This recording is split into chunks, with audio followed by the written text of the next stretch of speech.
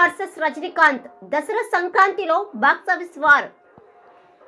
Tollywood megastar Chiranjeevi, Kollywood super star Rajinikanth సినిమాలు box office వద్ద ఎదురెదురుగా విడుదలైతే ఆ క్రేజీ మామూలుగా ఉండదు.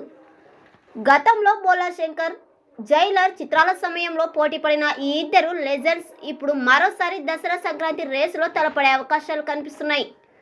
ఇప్పటికే రజనీకాంత్ నటిస్తున్న జైలర్ 2 అక్టోబర్ 15న ప్రేక్షకుల ముందుకు రానున్నట్లు అధికారికంగా ప్రకటించారు. మరోవైపు పలుమార్లు వాయిదా పడిన చిరంజీవి విశ్వంబర చిత్రాన్ని అక్టోబర్ 16న దసరా కానుకగా విడుదల చేసేందుకు మేకర్స్ ప్లాన్ చేస్తున్నట్లు సమాచారం.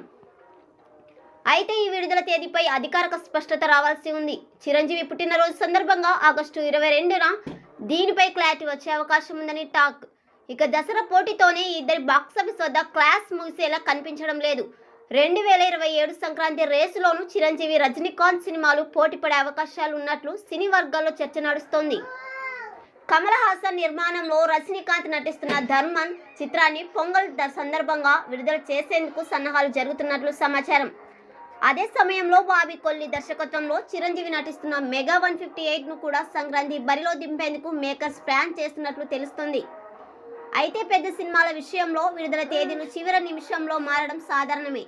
దీంతో ప్రస్తుతం వినిపిస్తున్న ఈ రెండు క్లాసులు నిజంగా బాక్సాఫీస్ వద్ద జరుగుతాయా, లేక విడుదల తేదీల మార్పులతో పోటీ తప్పుతుందా అనేది అధికారిక ప్రకటన వచ్చే వరకు ఆసక్తికరంగా ఉండనుంది. చిరంజీవి, రజనీకాంత్ నిజంగా పోటీ పడతారా లేదో మీ అభిప్రాయాన్ని కామెంట్స్ రూపంలో తెలియజేయండి.